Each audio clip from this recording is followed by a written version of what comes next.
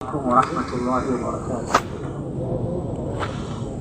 الحمد لله رب العالمين والصلاة والسلام على رسوله الأمين، أما بعد فأعوذ بالله من الشيطان الرجيم. بسم الله الرحمن الرحيم.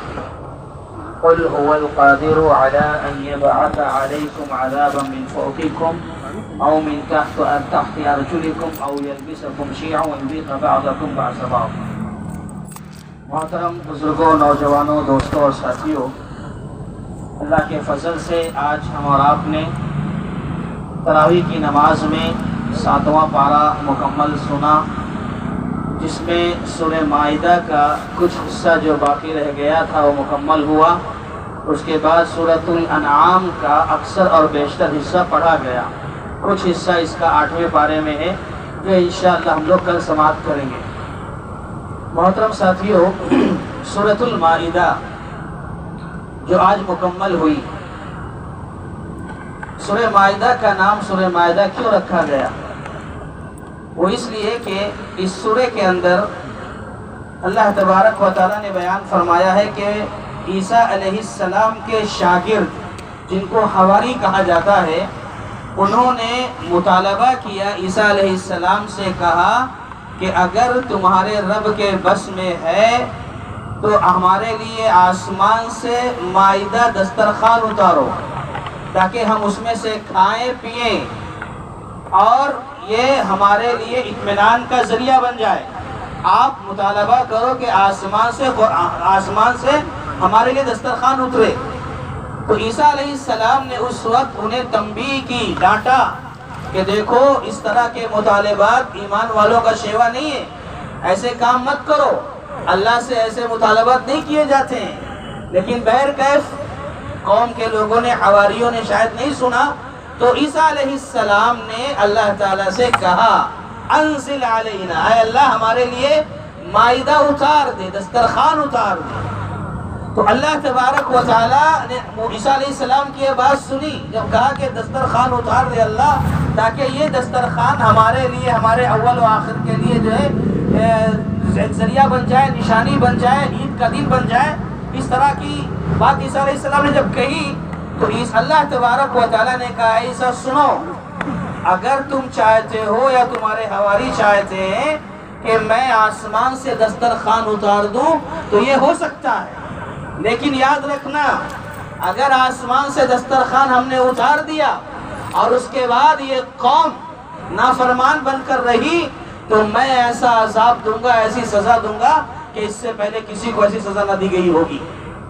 تو بعض مفسرین کہتے ہیں کہ اس عذاب کی دھمکی کو سن کر کچھ لوگوں نے بلکہ عذاب کی دھمکی کو سن کر توبہ کر لیا اور آسمان سے دسترخوان نہیں اتارا گیا. کچھ مفسرین کہتے ہیں کہ نہیں، دسترخوان اتارا گیا تھا. بہرکیف خلاصہ یہ ہے کہ اس میں دسترخوان کا ذکر ہے، مائدہ کا ذکر ہے، اس لیے اس سورہ کا نام سورۃ المائدہ رکھا گیا. اور دوسری بات یہ ہے کہ مائدہ چونکہ اس کا معنی دسترخوان ہوتا ہے اور دسترخوان پر کھانے پینے کی چیزیں رکھی جاتی ہیں، دسترخوان پر کھانا کھایا جاتا ہے، تو اس حوالے سے بھی سورہ مائدہ کے اندر ایسی چیزوں کا تذکرہ ہے جس میں کون سی چیزیں کھانی چاہیے اور کون سی چیزیں نہیں کھانی چاہیے. یہ تفصیلات بھی اللہ تبارک و تعالیٰ نے سورہ مائدہ کے اندر ذکر فرمائی ہیں. میں نے آپ کے سامنے جو آیت پڑھی ہے، اس آیت میں اللہ تبارک و تعالیٰ نے بیان فرمایا قل هو القادر على ان يبعث عليكم عذابا من فوقكم او من تحت ارجلكم او يلبسكم شيعا ويذيق بعضكم بعض بعض. اللہ نے کہا اے نبی آپ کہہ دو کہ وہ اللہ تبارک و تعالیٰ اس بات پر قادر ہے کہ وہ تم کو تمہارے اوپر سے یعنی آسمان سے عذاب بھیج کر ہلاک کر دے، اور اس بات پر بھی قدرت رکھتا ہے کہ تم کو تمہارے پیروں کے نیچے سے عذاب بھیج کر اللہ ہلاک کرے، اور اس بات پر بھی اللہ قادر ہے کہ تمہیں آپس میں لڑا کر تمہارے درمیان اختلاف پیدا کر کے اختلاف کا مزہ چکھائے اور اس عذاب سے دوچار کرے. یہ آیت نازل ہوئی.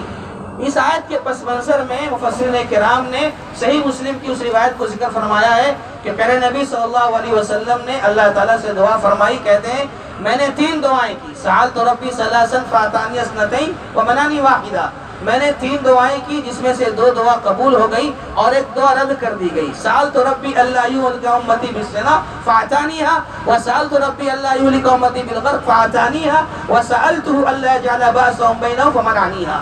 کہا کہ میں نے دعا کہ اللہ میری امت پر ڈوبنے کا عذاب نہ بھیجنا، یعنی میری قوم ایسا نہ ہو کہ سب کے سب ڈوب کر ہلاک ہو جائے، یعنی زمین سے بھی پانی نکل پڑے، سیلاب آ جائے، پوری قوم ڈوب کر ہلاک ہو جائے، اللہ میری امت پر ایسا عذاب نہ بھیجنا۔ فأعطانیہا، یہ دعا قبول ہو گئی۔ پھر اس کے بعد دعا کہ اللہ 10 سالی کا عذاب نہ بھیجنا میری امت پر، یہ بھی دعا قبول ہو گئی۔ یعنی پوری امت بیک وقت بھوک مری کا شکار نہیں ہو سکتی، اور اسی طریقے سے پوری امت ایک ساتھ ڈوب کر سیلاب کی زد میں آ کر ہلاک نہیں ہو سکتی، اس لیے کہ پیارے نبی صلی اللہ علیہ وسلم نے دعا فرمائی اور اللہ تعالیٰ نے اسے قبول کر لیا۔ البتہ جو تیسری بات ہے وَسَأَلْتُهُ أَلَّا يَجْعَلَ بَأْسَهُمْ بَيْنَهُمْ، اے اللہ میری امت کے لوگوں کو آپس میں لڑا کر ان کے درمیان اختلاف پیدا کر کے انہیں عذاب نہ دینا۔ فَمَنَعْنِيهَا، وہ دعا کینسل ہو گئی، رد کر دی اللہ تعالیٰ نے، کہا کہ نہیں یہ قبول نہیں ہوگی۔ اور آج دیکھو ہمارے درمیان کتنے اختلافات ہیں، مسلکی تعصبات ہیں، آپسی انتشار ہیں، ایسے بہت سارے معاملات ہیں، اور یہ حقیقت میں اللہ کا عذاب ہے۔ میں صرف یہاں اس حوالے سے ایک بات یہ بتانا چاہ رہا تھا، اس لیے میں نے گفتگو کی کہ دیکھو میرے بھائیوں، جب قرآن کہہ رہا ہے، حدیثیں ہیں، انسان کے مزاج الگ الگ ہوتے ہیں، طبیعتیں الگ الگ ہوتی ہیں، اختلاف ممکن ہے، یہ ہوگا، لیکن اسلامی شریعت کہتی ہے، اسلام کا تقاضا یہ ہے اگر اختلاف ہو تو ہونے دو، لیکن اسے مخالفت کا رنگ مت دو، ایک دوسرے کے خلاف باتیں مت کرو۔ اختلاف ضرور ہوگا لیکن تمہارے درمیان محبتیں ہونی چاہیے، دشمنی نہ بڑھاؤ، نفرتیں نہ پیدا کرو، بلکہ محبتوں کا ماحول بناؤ۔ صحابہ کرام میں بھی اختلاف تھا، بہت سارے مسائل میں اختلاف تھا، بس ایک مثال دے کر بات ختم کرتے ہیں۔ یہ زید ابن ثابت رضی اللہ تعالیٰ عنہ ہے، اور یہ دوسری طرف عبداللہ ابن عباس رضی اللہ تعالیٰ عنہ۔ زید ابن ثابت رضی اللہ تعالیٰ عنہ کا مقام صحابہ میں بہت اونچا ہے، کبار علماء میں سے تھے، یہ بڑے عالم دین تھے۔ زید ابن ثابت رضی اللہ تعالیٰ عنہ بڑے جب مسائل آتے تھے تو لوگ زید کی طرف رجوع کرتے تھے کہ زید سے پوچھو، یہ معاملہ تھا زید ابن ثابت کا۔ اور دوسری طرف عبداللہ ابن عباس، اور یہ کون ہے؟ یہ بھی کم نہیں ہے کہ آل رسول وسلم کے خاندان کے ہیں، مفسر قرآن ہیں، اللہ کے نبی نے دعا کی دین کے بارے میں، دونوں پہاڑ کے عالم ہیں، لیکن دونوں کے درمیان شدید اختلاف، ایک نہیں، 2 نہیں، 30 سے زائد مسائل میں اختلاف، شدید اختلاف، بلکہ بسا اوقات ایک دوسرے کو سخت ڈراتے اللہ سے، ہمیں اتقی اللہ، کیا تمہیں اللہ کا ڈر نہیں، ایسی باتیں کرتے ہو؟ ایک دوسرے کو ایسا ڈرایا کرتے تھے۔ کون؟ زید ابن ثابت بھی اور عبداللہ ابن عباس، یہ دونوں کا شدید اختلاف۔ لیکن جو ہم سب کے لیے درس ہے، پیغام ہے، وہ یہ کہ ان سارے اختلافات کے باوجود ان دونوں کے درمیان جو محبت تھی، الفت تھی، شاید کہ دنیا نے کبھی ایسا منظر دیکھا ہو، کبھی زید ابن ثابت آ رہے ہیں اونٹنی پر سوار ہو کر کے، عبداللہ ابن عباس دیکھتے اختلاف ہے، زید آ رہے ہیں، عبداللہ دیکھتے زید آ رہے ہیں، فوراً اپنی جگہ سے اٹھتے، آگے بڑھتے، ان کی اونٹنی کی لگام پکڑتے، نکیل پکڑ کے ساتھ ساتھ چلنے لگتے، اور جب اترنا ہوتا اپنے ہاتھ آگے بڑھاتے، اپنے ہاتھوں کا سہارا دے کر نیچے اتارنے کی کوشش کرتے۔ زید کہتے اے عبداللہ کیا کر رہے ہو؟ تناحا تناحا، دور ہٹو، ایسا مت کرو۔ عبداللہ ابن عباس جواب دیتے، کہتے ہاکذا امرنا ان نفعل بعلمائنا، آپ ایسا کیوں کہہ رہے ہو؟ ہمیں اس بات کا حکم دیا گیا ہے، ہمیں یہ تعلیم دی گئی ہے کہ ہمارے علماء کا اسی طرح احترام کیا کریں، ہمارے علماء کی اسی طرح عزت کیا کریں، آپ ہمارے عالم ہیں، ہم تمہارا احترام اسی طرح کریں گے جس طرح ہمیں حکم دیا گیا۔ یہ معاملہ عبداللہ ابن عباس کا تھا زید کے ساتھ، زید رضی اللہ تعالیٰ عنہ کے ساتھ۔ اب جب کبھی عبداللہ ابن عباس آتے ایسے ہی اونٹنی پر سوار ہو کر، زید دیکھتے، وہ آگے بڑھتے، وہ بھی نکیل پکڑتے، ساتھ ساتھ چلنے لگتے، اترنا ہوتا یہ بھی سہارا دیتے، پھر یہ بھی کہتے تناحا تناحا، دور ہٹو دور ہٹو، ایسا مت کرو، یہ جواب دیتے۔